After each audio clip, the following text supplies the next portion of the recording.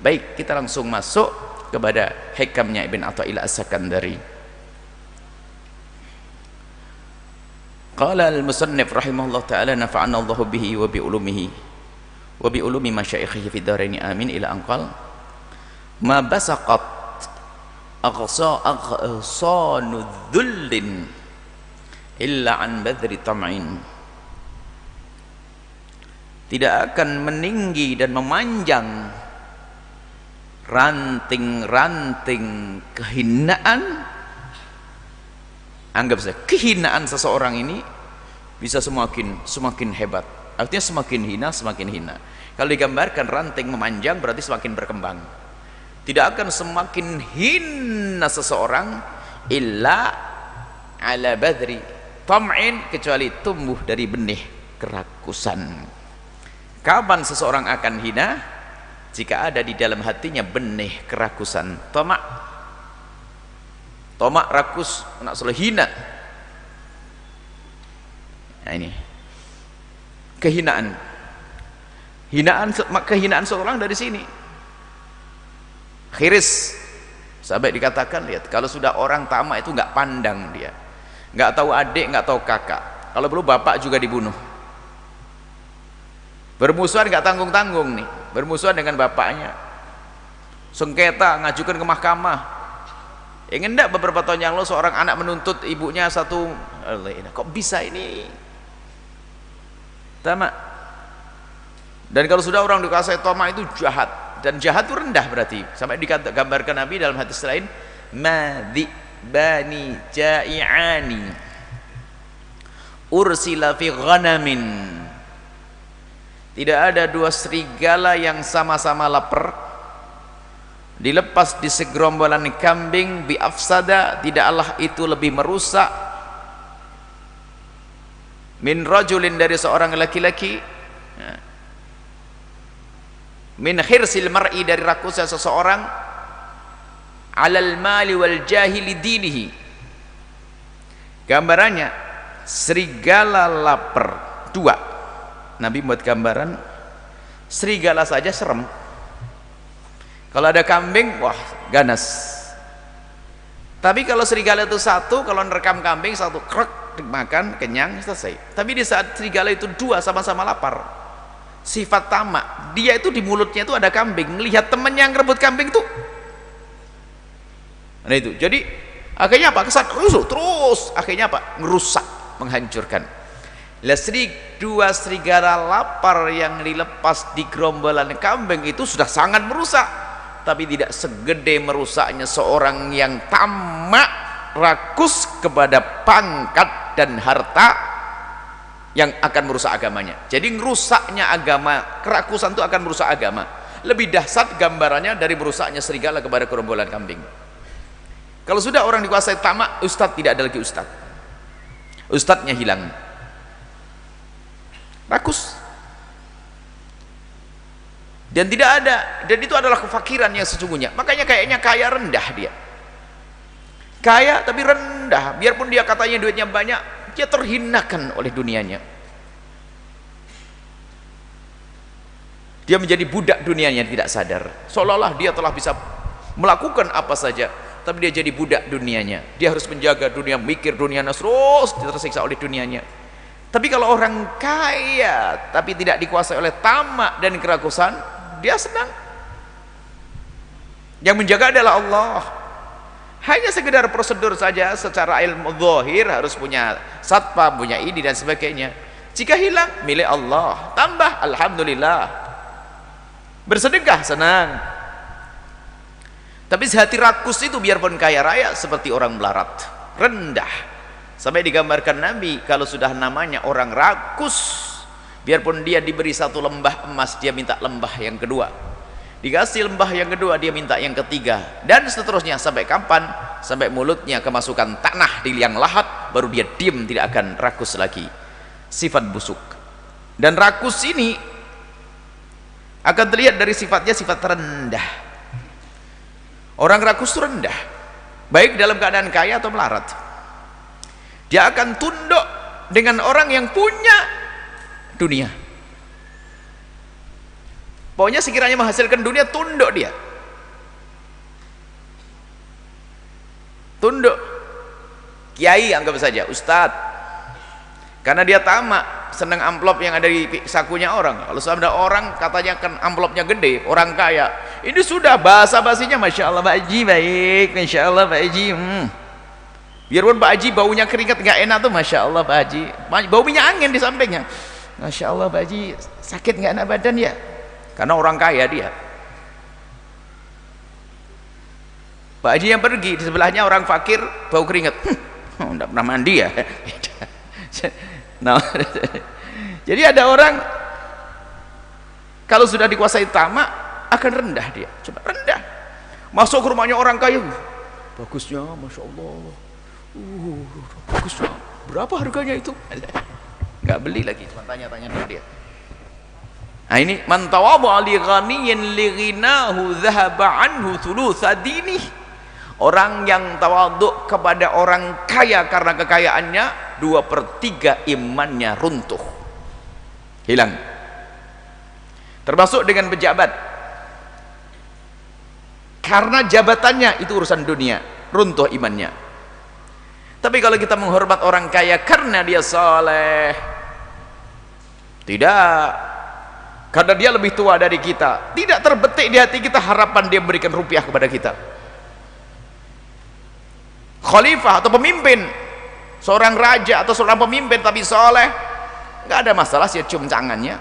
Kalau seandainya Umar bin Abdul Aziz, seorang khalifah yang sangat adil, kok ketemu kita, saya cium tangannya, kalau perlu kakinya. Oh dia soleh kok.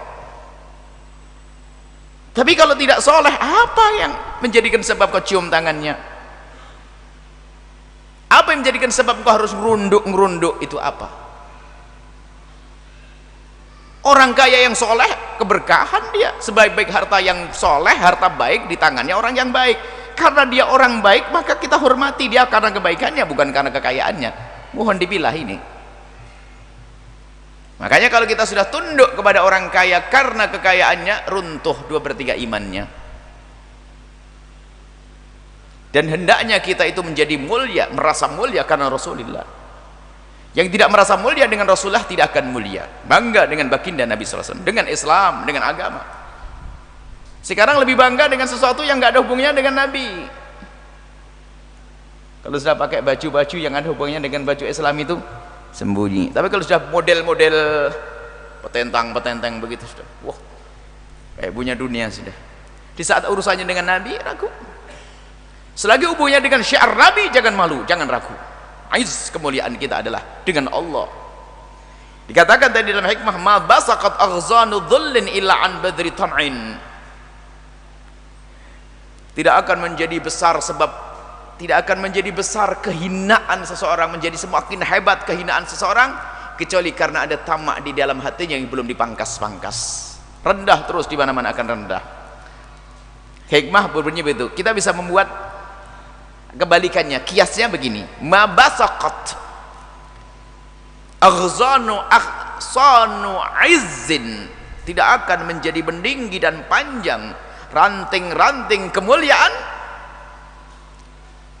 illa an badri wara'in, kecuali dari benih wara'. Kalau sudah orang wara' itu adalah bukan sekedar menghindar dari yang haram, yang halal pun masih dipilah. Kalau sudah orang seperti itu, idamannya, impiannya adalah mendapatkan yang halal. Kalau sudah begitu, halal dan bersih, nggak mudah terpesona. Di sana haram, ngapain bisa susah-susah? Haram kok. Tapi kalau sudah dengan wara', kemuliaan. Mulia orang wara'. Kemudian ada qanaah, syukur dengan apa yang Allah berikan. Makanya kemarin saya bertanya bagaimana jika ada orang minder. Minder itu sebetulnya adalah sombong yang tersembunyi. Karena dia nggak punya apa-apa maka minder. Kalau punya apa-apa begini dia busungkan dada, itu orang. Muslim dengan Islamnya, dengan Nabi Muhammad, dengan agama, harus merasa mulia dengan Rasulullah. Ada dikisahkan namanya Rib'i. Waktu itu Sa'ad bin Abi Waqqas dalam ada perang Qadisiyah. Sa'ad bin Abi Waqqas itu kan pemimpinnya, panglimanya begitu.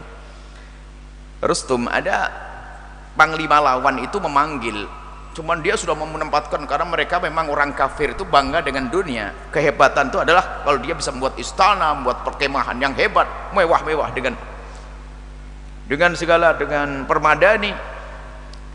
Akhirnya dari orang kafir nih, dari orang Persia ini memanggil agar Sa'ad bin Abi Waqqas mengirim utusan untuk diskusilah apa yang bisa kita bicarakan. Ayo. Sa'ad bin Abi Waqqas menyuruh orang, kau berangkat ya Rib'i. Rib'i adalah orang awam, sudah tua, tidak model gagah begitu, bajunya pun cupang-camping, banyak yang robek, jalannya miring, naik keledai. Ada yang mengatakan kuda yang sangat sederhana, pakai naik kuda itu pun tidak punya pelana. Dia datang ke tempatnya Rustum. Yang lain meletakkan kudanya jauh-jauh, dia meletakkan kuda di dekat permadani yang sudah digelar, langsung diikat begitu. Sampai ngikatnya pun adalah juga diikat-ikat dengan nyantai kayak rumahnya sendiri. Nggak punya tongkat, tongkatnya adalah tombak, ini pakai tombaknya, ninggalkan bekas di permadani yang ketusuk. Pada bingung ini. Akhirnya tiba-tiba duduk di samping pembesar mereka, pembesar kafir itu. Akhirnya yang lain pada ingin menahan, yakni pasukan Persia tadi ingin menahan. Ini kok orang kurang ajar bener. Dia dengan tenang berkata, yang nyuruh datang aku adalah nih bosmu, jangan banyak ngomong kau. Bingung, saya diundang di sini, saya bukan datang sendiri. Akhirnya kata bosnya, tinggalkan. Lalu ditanya, siapa yang menyuruhmu ke sini? Maksudnya apa yang menjadikan sebab kau berani ke sini? Diundang, maksud kamu, aku ngundang pembesar. Lalu aku tanya, siapa yang menyuruhmu ke sini? Yang ngutusnya, supaya rentetannya jelas. Siapa kamu? Aku adalah utusannya Nabi Muhammad, bukan utusan Nabi Muhammad. Utusan Nabi Muhammad, bukan langsung diutus oleh Rasulullah. Aku adalah utusan Nabi Muhammad. Rustum bingung, ini utusan Nabi Muhammad, sudah kecil model begini aja berani kayak begini, gimana yang ngutus dia?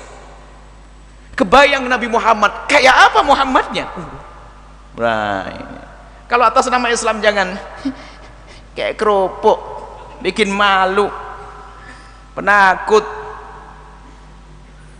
izzah, mulia. Rupanya dengar omongan, untuk apa kau datang?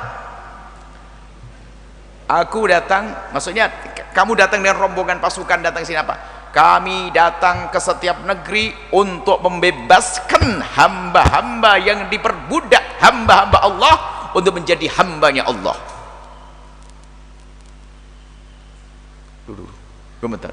Itu gemetaran yang lihat sampingnya itu, lihat wibawa, badan boleh kurus kayak Rib'i, jombang-camping, tapi tidak pernah takut kecuali Allah. Akhirnya apa? Mulia Islam itu. Sekarang direndahkan. Kita menukil satu hadis Nabi SAW, hadis tentang bagaimana keadaan umat hari ini. Hadis, yushikul umamu an tada'a alaikum kama tada'a al-akalatu ila qas'atiha. Umam itu orang-orang kafir, mereka sudah saling menyeru untuk ngeroyokmu seperti orang lapar ngeroyok hidangan yang ada di nampan.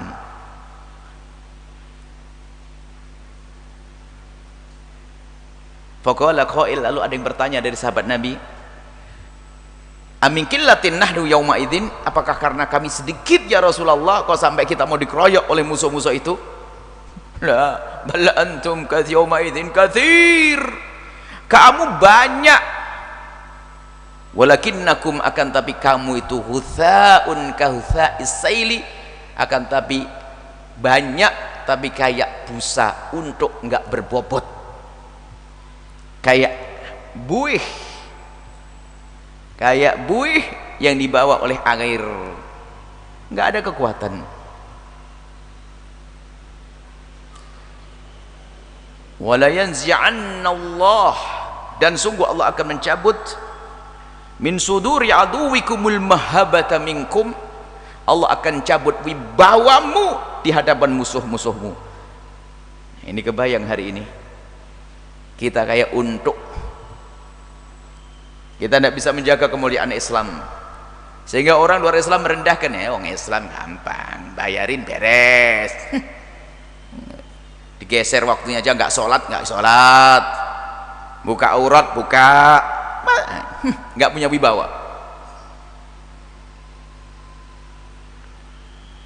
Wala yaqdhifanallah fi qulubikumul wahna, dan Allah akan setelah itu akan menitipkan di hati orang-orang ini, di hati kita, orang beriman ini, orang muslim, al-wahn. Apa itu wahn?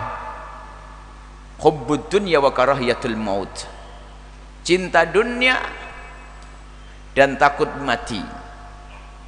Takut mati bukan mati kelekak begitu, takut nggak dapat rezeki, takut pangkatnya turun, takut. Lah kalau sudah begitu rendah dia. Untuk ngejar jabatan saja agama dijual. Saya ingat seorang gubernur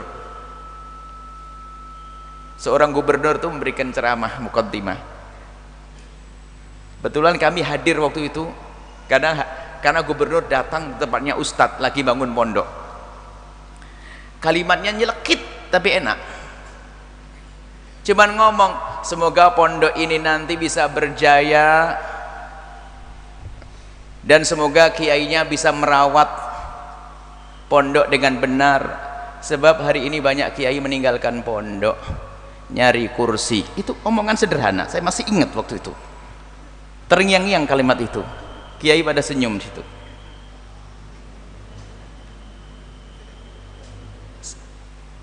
Di Kalimantan sana sebelum diganti oleh gubernur yang lain waktu itu, kami ingat omongannya sederhana tapi pas. ini itu kalau sudah orang itu hubbud dunya, cinta dunia, maka ketahuilah akan menjual agamanya dengan bahasa macam-macam. Alasannya ingin menggedekan pondok, nanti kalau kita dukung ini nanti pondok kita dibangun. Bukan umat yang dipikirkan, ternyata pondok itu pribadi loh ya. Ada pondok terbesar, pondok termegah, siapa yang diangkat? Kiainya kan, kiainya. Jadi rupanya bukan mikirkan umat. Kalau kita milih dia, pondok kita bakal makmur. Aji pondok, umat ini harus kita pikirkan. Umat baginda Nabi lebih luas, jangan urusan pondok. Ada lebih kecil lagi urusan pribadi, nanti kalau naik kita akan diangkat jadi apa? Astagfirullah. Izzah hilang, kemuliaan sudah hilang, wibawa umat hilang. Kenapa? Hubbud dunya, cinta kepada dunia. Kalau sudah cinta dunia, mesti karahiyatul maut, takut mati. Bukan mati jihad, jihad dia takut. Kalau mau jihad takut, mah mending di belakang aja deh, cari aman. Hingga pada akhirnya urusan dunianya, menjual agama, meninggalkan kemuliaan yang selama ini ditekunnya demi mencari rupiah, demi mencari jabatan, demi mencari harta. Nah ini kalau sudah masuk hubbud dunya, lihat semakin rendah karena apa? Tomak, ada rakus di dalam hatinya, lihat semakin rendah. Biarpun semula dia mulia, orang katanya mulia, kalau sudah berebut urusan ini akan rendah seketika itu juga. Hari ini dimuliakan di sebuah tempat misalnya, cuman karena dia berebut. Kata Imam Syafi'i,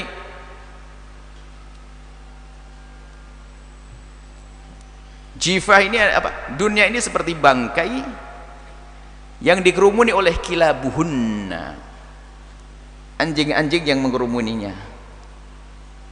Maka kalau kita ingin berebut, ya ingin bersama mereka. Nah ini, kemudian kita perlu jelaskan masalah hubbud dunya dan az-zuhud. Hubbud dunya ini adalah yang orang mengurusi dunia sampai menjual agamanya, meninggalkan kemuliaan agamanya, menjadi merendahkan agama. Kalau orang kaya nggak ada hubungannya dengan hubbud dunya atau zuhud, nggak ada. Hubbud dunya itu bisa dimiliki oleh orang yang sangat fakir. Sudah fakir nyungsep, itu hanya cari duit 200.000 seminggu, itu nggak sholat. Lihat. Jadi kalau urusan hubbud dunya bukan harus orang kaya. Begitu sebaliknya, tidak jaminan orang kaya hubbud dunya, tidak. Orang kaya tidak jaminan, nggak ada hubungannya. Kita tidak bicara orang kaya dan melarat. Ini urusan hati, bagaimana urusan kita dengan dunia. Dan tengok dirimu sendiri. Jangan sampai hanya urusan gaji berapa saja, tapi Anda buang agama Anda. Anda tuh bisa milih. Kalau tidak bisa kerja di kantor, Anda bisa jualan teh kok. Bos teh ada yang kaya raya kok, betul tak? Rizki dari Allah. Makanya halal ini penting, mulia. Tapi kalau sudah orang hubbud dunya, takut melarat, bahasanya lain. Hubbud dunya takut sengsara. Bukankah kesengsaraan itu memang sudah jatah? Biarpun orang kerja banting tulang kepala jadi kaki, kaki jadi kepala, kerja yang lembur, tetap saja nyungsep ada kok. Ada nyungsep itu kerjanya dari dulu begitu, Masya Allah. Semoga Allah memberikan kepada kita fid dunya hasanah, di dunia kebaikan, kan gitu. Cuman itu yang perlu ditata oleh Ibn Atha As-Sakandari. Jangan kau rendahkan dirimu karena ketamaan yang ada di dalam hatimu.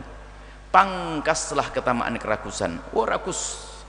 Lihat, kerakusan kalau sudah menguasai hati seseorang, sudah tidak pandang itu adik, itu kakak. Kisah perebutan waris. Dalam ceramah panjang tentang waris, bagaimana bahayanya waris. Tidak pandang orang itu akan berebut waris kalau sudah tamak menguasai hatinya. Tidak harus orang bodoh, orang alim pun, tidak hanya orang melarat, orang kaya, melarat pun rebutan.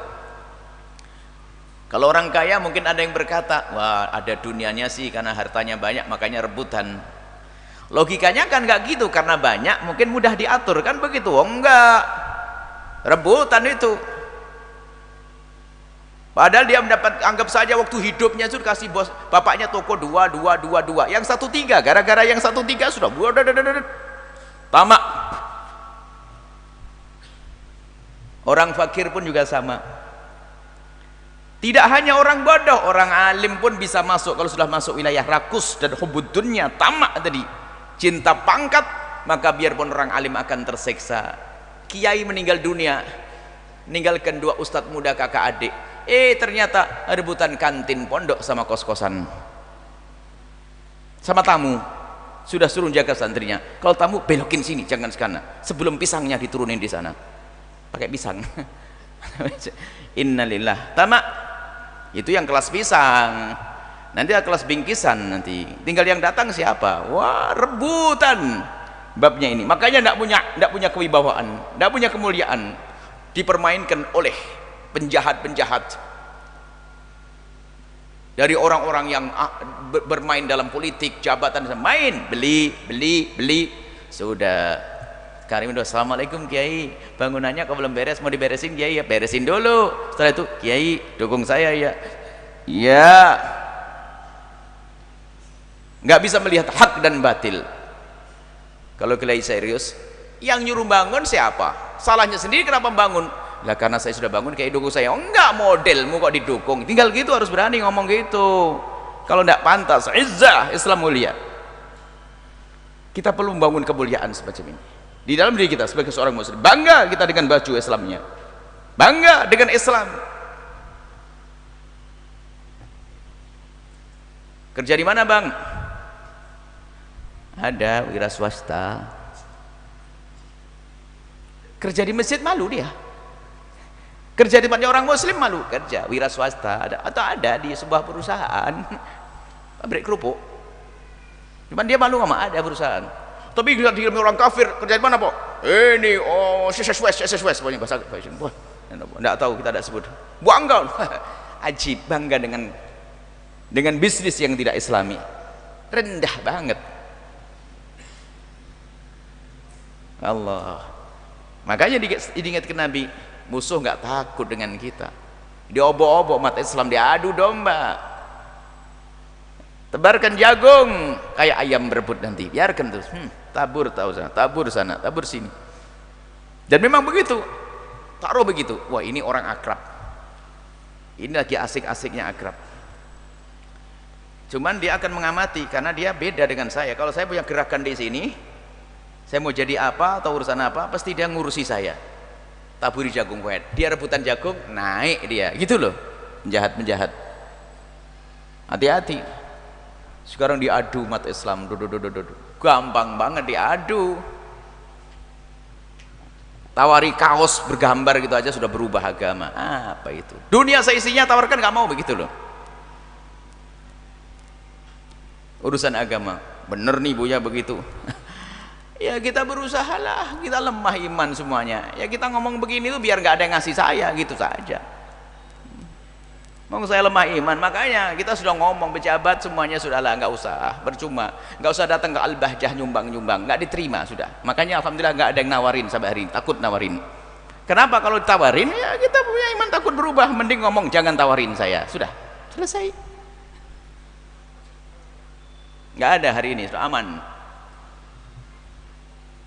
Yang membangun adalah Anda, kocek Anda, itu yang Anda bangunkan, Anda infakkan, Anda sedekahkan di infak center, itulah untuk berkembangnya Pondok Al-Bahjah. Bukan dari calon ABC, bahkan bukan dari bantuan-bantuan pemerintah, tidak. Ada orang kerja di pemerintah dari gajinya. Kenapa kok seperti itu prinsipnya? Karena saya lemah iman. Bukan seperti Anda yang kuat-kuat, main sana main sini. Karena saya lemah, saya waspada. Saya lemah, takut saya terpengaruh nanti. Makanya begini ini saja. Makanya calon-calon jangan naik di sini. Anda tetap suruh duduk di sini. Makanya nggak ada calon ini. Pada takut sini nggak ada. Calon gubernur, calon DPR, calon ini nggak ada ini.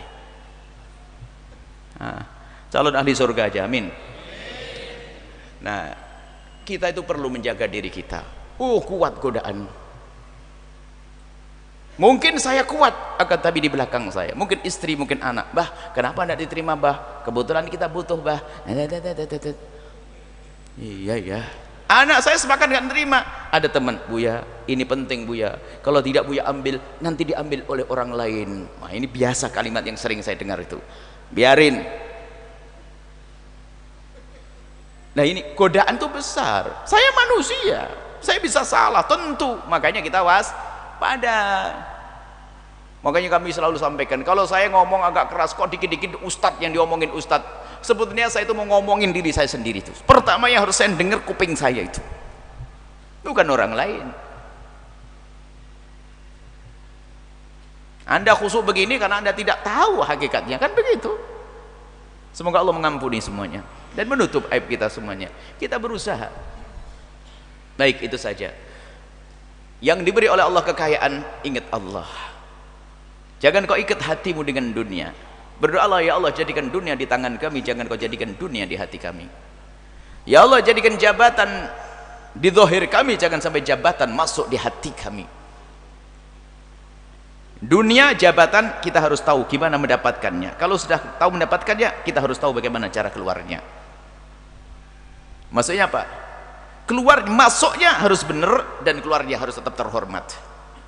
Bukanlah seorang sultan itu adalah orang, kita akan menjadi, jadilah engkau pejabat yang abadi, tidak akan berakhir. Bagaimana di saat Anda keluar tetap terhormat di hadapan Allah mulia? Tentunya di saat Anda menjadi pejabat, Anda jujur berjuang untuk umat, sampai hari ini disanjung Umar bin Abdul Aziz. Wah, Umar bin Abdul Aziz, kalau kisah bagaimana beliau itu pertama, malam pertama beliau dinobatkan sebagai khalifah,